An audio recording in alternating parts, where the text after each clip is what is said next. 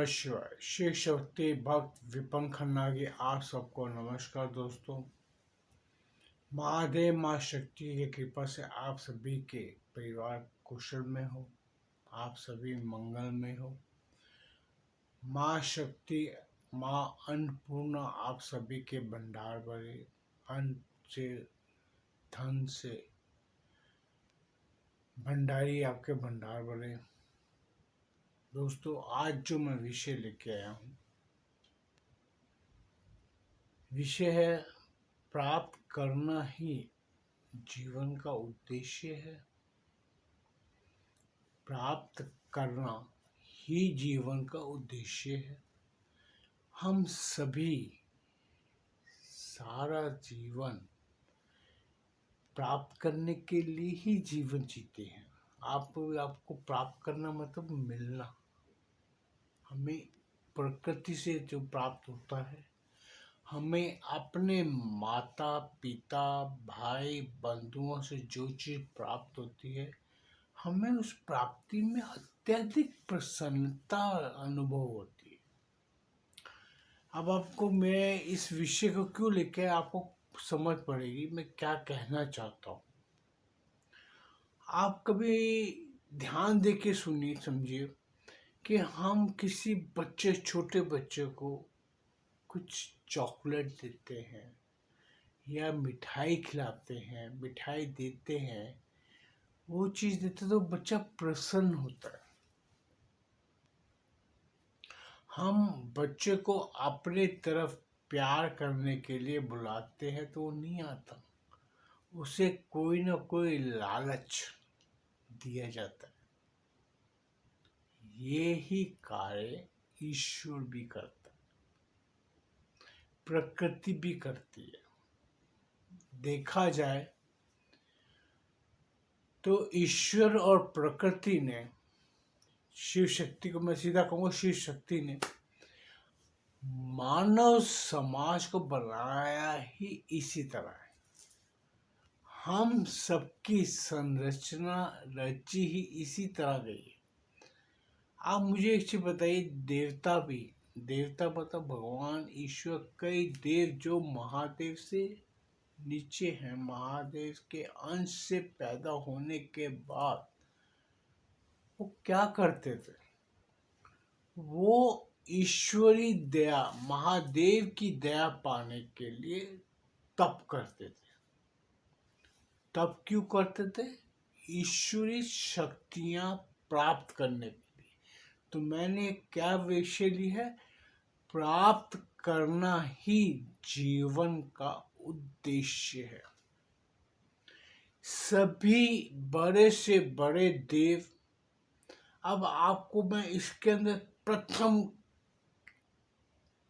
जो कथा या कहानी सुनाना चाहूंगा वो ये है कि भगवान विष्णु ने सुदर्शन चक्र प्राप्त करने के लिए महादेव की जब तपस्या कर रहे थे तो 1008 कमल पुष्प चढ़ाना चाहते थे। वो वे लाल रंग के कमल पुष्प, जो कि एक बहुत ही संकुचित अवस्था के लाल कलर के, सफेद मैं इस पे नहीं जाना चाहता, सिर्फ कमल पुष्प चढ़ाना चाहते थे। उसमें से महादेव ने अपने करनी द्वारा एक कमल पुष्प छुपा दिया, जिसे कि विष्णु जी ने गिन के लेके आए थे, किंतु उसमें से एक कमल पुष्प कम पड़ गया। तो विष्णु जी ने क्या किया? अपना नेत्र कमल नयन महादेव को अर्पण कर दिया, जिसपे महादेव ने प्रसन्न होकर उसको, विष्णु जी को सुदर्शन चक्र प्रदान किया। ये ग्रंथों में वर्णित है, कोई मेरी कहानी नहीं है, मेरी कथा नहीं है। ये कथा विष्णु पुराण, शिव पुराण, सभी में ये कथा लिखी गई है। पुरातन तत्व, पुरातन ज्ञान में ये कथा विद्यमान है कि भगवान विष्णु ने सुदर्शन चक्र प्राप्त करने के लिए महादेव से ये पूजन किया था, जिसके अंदर अपने कमल नयन चढ़ाती थी। तो महादेव से प्राप्त करना चाहता था। इंद्र ले लो, माँ पार्वती जी ने शिव को प्राप्त करने के लिए घोर तपस्या की थी, जो कथा आज भी सब जगह प्रचलित है कि कैसे माँ पार्वती ने शिव को प्राप्त करने के लिए, शिव से विवाह करने के लिए किस प्रकार माता ने उस कार्य को सिद्ध करने के लिए तपस्या की थी, शिव से वरदान पाना चाहते थे, उसी लिए उन्होंने तपस्या की थी। तो ईश्वरी शक्तियां भी प्राप्त करने के लिए, ईश्वर की प्राप्ति के लिए पूजा पाठ करती थी। क्या करती थी? प्राप्त करने के लिए। तो मेरा कहने का अभिप्राय यही है कि प्राप्त करने के लिए का ही जीवन का उद्देश्य है। हम सभी किसी न किसी वस्तु को प्राप्त करना चाहते हैं, और इसके अंदर दोस्तों एक मैं अभी कथा से निकल के इन कथाओं में चलेंगे तो ये कथाएं भरी पड़ी है। हमारे धार्मिक ग्रंथों के अंदर ये प्राप्तियां करने के लिए बड़े बड़े ऋषि मुनियों ने भी तपस्या की है।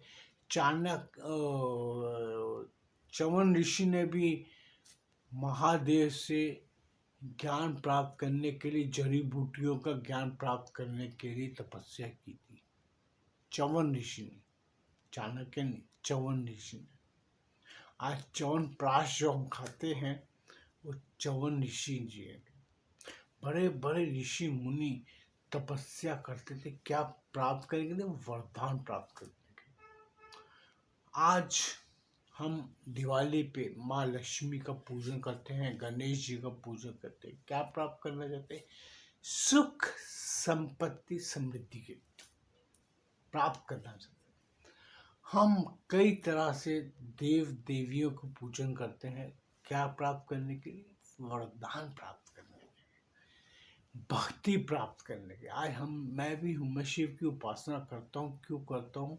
शिव का प्रेम पाने के लिए। क्योंकि महादेव से प्रेम करना, ईश्वर से प्रेम करना हमारा स्वभाव होना चाहिए। हम अगर ईश्वर से प्रेम करेंगे तो हम पूरे समाज से प्रेम करेंगे। अगर आपके अंदर प्रेम है तो आप ईश्वर से प्रेम कर पाओगे, भक्ति कर पाओगे। यही है। हम ईश्वर की समीपता प्राप्त करने के लिए हम ये सब कार्य करते हैं, भक्ति भी करते हैं। अब मैं आता हूँ, हम जब बाल अवस्था में भी होते हैं, हमें कभी किसी से, माँ से या अपने बहन भाइयों से कुछ लेना होता है तो हम बड़े प्यार मधुरता से बात करते हैं। क्या करते हैं? प्राप्त करने के लिए। हमें प्राप्त करने से अति प्रसन्नता आती है। अगर हम जो चीज़ चाहते हैं वो हमें प्राप्त हो जाती है, हमें मिल जाती है, तो हमारा उत्साह बढ़ जाता है। उसी को हम खुश होते हैं कि हाय, मेरे को जो चाहिए था मुझे मिल गया। अब लोग कहते हैं ना, मैं कभी कभी सुख और दुख की परिभाषा परिभाषित करता हूँ कि अपने हृदय के मुताबिक जो हम सोच रहे हैं उसके मुताबिक हमें कुछ प्राप्त होता है तो हम अति प्रसन्न हो जाते हैं। यही है दोस्तों, प्राप्त करना ही हमारे जीवन का उद्देश्य होता है। हम पूरा जीवन पर, अगर हम कहीं नौकरी कर रहे हैं तो हमें पहली तारीख को जब या 10 तारीख को सैलरी मिलती है, पगार मिलती है, पैसे मिलते हैं तो हम अति प्रसन्न हो जाते हैं, चलो मेरी बहुत से कार्य सिद्ध हो जाएंगे। उसमें भी क्या होता है? हमें अपनी प्राप्ति होती है। किसी से डूबी हुई रकम, आपने किसी को कर्ज दिया हो, वो पैसा जब आपको वापस मिलता है, वापस प्राप्त होता है, तो आपको अति प्रसन्नता मिल जाती है कि चलो मेरा कार्य सिद्ध हो गया। यही मैं कहना चाहता। अच्छा, अभी एक अच्छी और, हमारे यहाँ पर हम शॉपिंग करने भी जाते हैं, कुछ खरीदारी करने जाते हैं, तो हम देखते हैं कि यार आज 100 रुपए की आइटम में जो मैं लेने जाता हूँ 100 रुपए की बिक्री, आज एक पे एक फ्री है। तो हमें अतिरिक्त जो चीज प्राप्त होती है, अतिरिक्त वस्तु जो हमें प्राप्त होती है, वो हमें अत्यधिक प्रसन्नता देती है। यही प्राप्ति करना है। मैं यही बताना चाहता हूँ कि हम लोगों को जो प्रसन्नता, कुछ अतिरिक्त पाने में हमें प्रसन्नता मिलती है, वो अद्भुत होती है। यही है, प्राप्त करना ही जीवन का उद्देश्य बन जाता है। हम उसको कुछ किसी भी परिस्थिति में ले सकते हैं।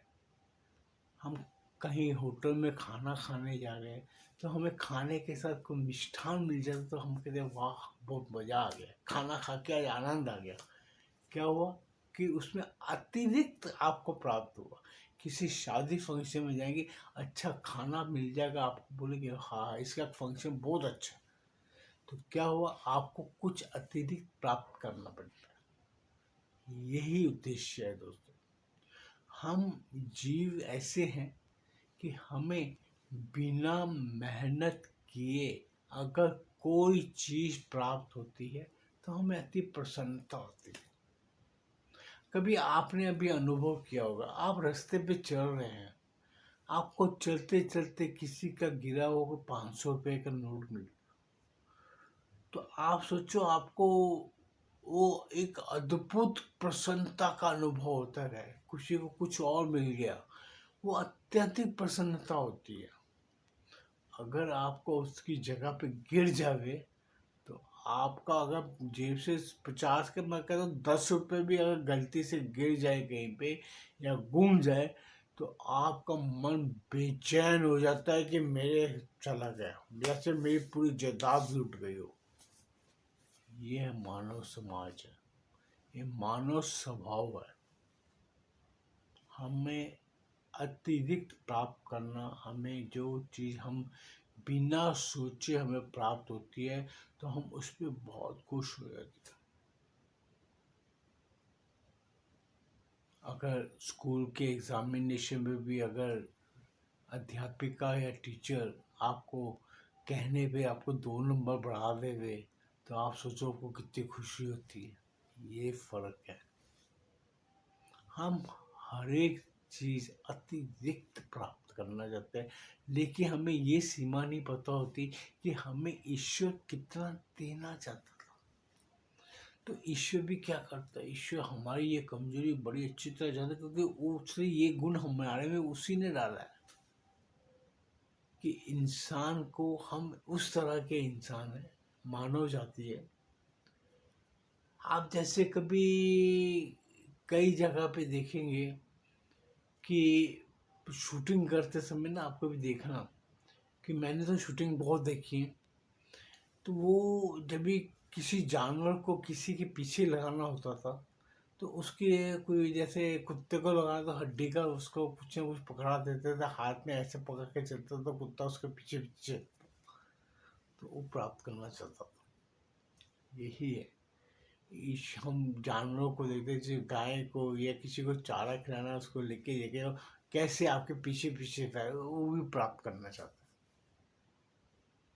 है। ये दोस्तों, प्राप्त करना एक सुखद अनुभव है। हम जब संतान प्राप्ति के लिए जब हॉस्पिटल के बाहर, कमरे के बाहर खड़े रहते हैं, तो हम, जो माता संतान को उत्पन्न करने के लिए अगर वो डॉक्टर के पास अंदर है, तो हम सभी बाहर खड़े रहते हैं, क्या होगा क्या होगा क्या होगा, सही सलामत हो जाए सब कुछ। फिर उसमें भी कहते हैं कि संतान प्राप्ति का जो सुखद अनुभव आप सबने प्राप्त किया होगा, वो खुशी, वो प्राप्ति का अनुभव मुझे कोई समझाने में वो नहीं है, क्योंकि आप सबने अनुभव किया उस चीज़ को। क्योंकि हम सभी संतानें पैदा करते हैं, संतान का जो प्राप्ति का सुख है वो आप सबने अनुभव किया है। हर किसी को धन की लालसा होती है, धन सभी ने प्राप्त करना चाहते हैं, वो सब आप सब समझ सकते हैं।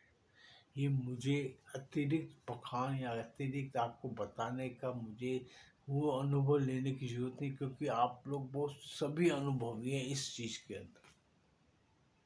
इसीलिए मैं कहता हूँ ये प्राप्त करना हमारा जीवन का मूल उद्देश्य है, क्योंकि हम जीवन के अंतिम पड़ाव तक ये सब करते रहते हैं।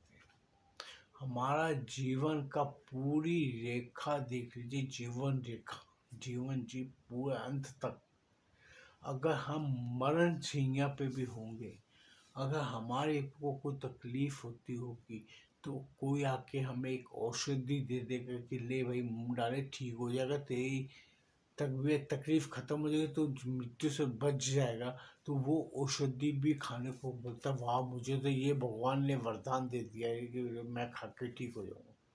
एक उत्साह उसके अंदर जितना आता है दोस्तों, वो प्रसन्नता जो आती है वो उसके चेहरे से पता लग जाती है।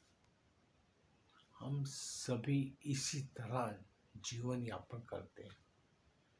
तो अब आप बताओ, क्या मेरा ये वीडियो में ये विवरण दे के आपको बताना कि प्राप्त करना ही हमारे जीवन का उद्देश्य होता है?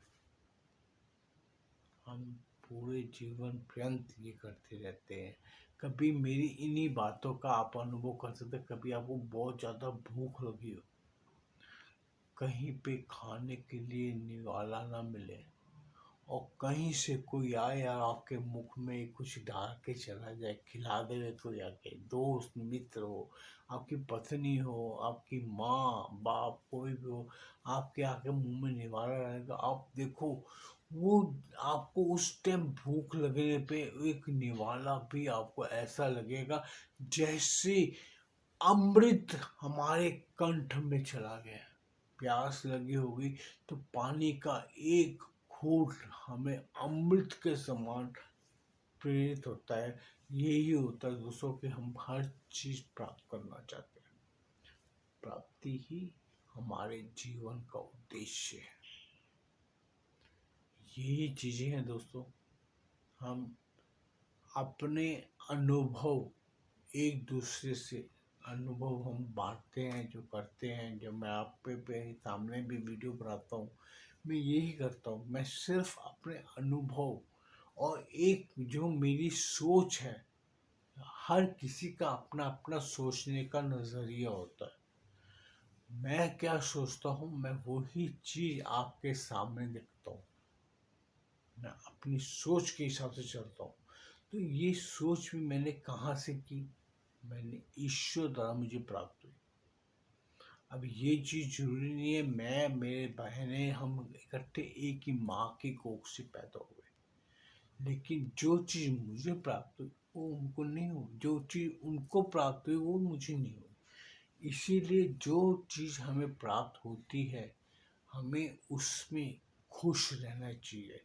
अतिरिक्त प्राप्ति के पीछे अगर भागते रहोगे, लेकिन जो प्राप्त हुआ है उसका आप उसको पूरा उपयोग नहीं करोगे, तो आपको प्राप्त होने के बाद भी आप उसको खुशी का अनुभव नहीं कर पाओगे। आप कमा रहे हो लाखों रुपए कमा रहे हो, लेकिन उन लाखों रुपए में से आप अगर हजारों रुपए खाने पे अगर खा पी नहीं रहे, अपना जीवन अच्छा तरह व्यतीत नहीं कर रहे, तो वो प्राप्ति आपके लिए बेकार है। वो प्राप्ति आपको वो खुशी वो सुख नहीं देगी। कई लोग मैंने देखे हैं दोस्तों कि वो इतना कमा के भगवान ने उनको बहुत दिया, लेकिन उन्हें खाने का हुक्म नहीं है ऊपर वाले का। या रोग है उनको, रोग है, किसी को शुगर है तो मिठाई नहीं खा सकता। ये चीज अगर आप अपने द्वारा अर्जित किए हुए धन, अर्जित की हुई संपत्ति का सदुपयोग खुद के लिए करते हैं, तो आपसे बढ़िया सुखी इंसान कोई नहीं है। प्राप्त करके उसका सदुपयोग करना हमारे जीवन का लक्ष्य होना चाहिए। यही ईश्वर भी कहता है। ईश्वर कहता है मैंने हर चीज का नाश क्यों लिखा हुआ है, इसीलिए कहता है कि ईश्वर ने हर चीज का नाश लिखा है। इसके लिए आपको जो चीज प्राप्त होती है उसका सदुपयोग करो। ये मत करो कि हम कल खाएंगे, कल आए या ना आए इसका कोई भी गारंटी नहीं है। ये समझ के चलना, जो पल, जो क्षण, जो आपके पास अभी है उसका सदुपयोग करो तो वो आपको प्राप्त हुआ है। वो वक्त आपके लिए है। आप अपने वक्त का सदुपयोग करो। अपने आप से पूछ के देखो कि मुझे ये जो वक्त मिला है मैंने उसका सही उपयोग किया। यही चीज है दोस्तों। प्राप्त जो हुआ है हमें, जो अच्छा वक्त किसे कहते हैं कि हमारे पास खाने पीने के लिए सब कुछ भरपूर है, हमारे पास खर्चने के लिए धन है, सब कुछ है, संतान है, सब है, बच्चे हैं, खुशी खुशी घर में सब चल रहे हैं। तो यही सुख है दोस्तों जो आपको प्राप्त हुआ है। आप अतिरिक्त सुख की कामना लेके बेकार में भटकते रहोगे। सुख की कोई परिभाषा नहीं है अंकित नहीं हुई है। सुख वही है जो आज आपके पास है, आपको जो प्राप्त हो रहा है उसी को सुख का अनुभव कहते हैं। दुख वो है कि आप उसको अगर सुख नहीं समझते तो आप दुखी होते हो, वो दुख है। ये सुख और दुख की परिभाषा है दोस्तों, समझ के चलना। जो ईश्वर ने आपको अतिरिक्त वक्त दिया है, आपके लिए जो समय दिया है, निर्धारित किया है, उसके अंदर जो आपके पास है उसी के साथ जीवन यापन करना ही सबसे सुखी वक्त होता है दोस्तों।